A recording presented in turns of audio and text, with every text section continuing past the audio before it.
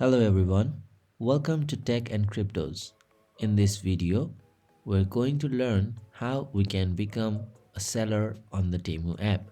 Temu app is widely popular for being a shopping app, but we can also become a seller on the shopping app. To do so, firstly, log on to temu.com. Once you get to the Temu official website, you need to scroll down to the bottom of the page where you can look for the option that says Sell on Temu. Press on the option.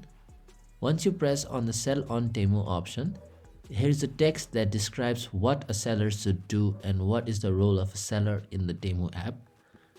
Then, scrolling further, you will find there are two email addresses that are associated with a seller account and a logistics provider account.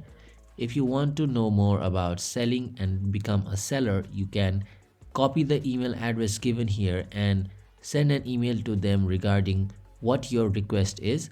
And for logistics, you can email on the link that is provided under logistics provider.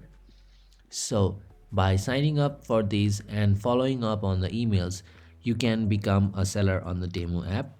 I hope this video helped you. If it did, do not forget to drop us a like. Also, do not forget to subscribe to our channel. That's it for this video. We'll see you in the next one. Thank you for watching.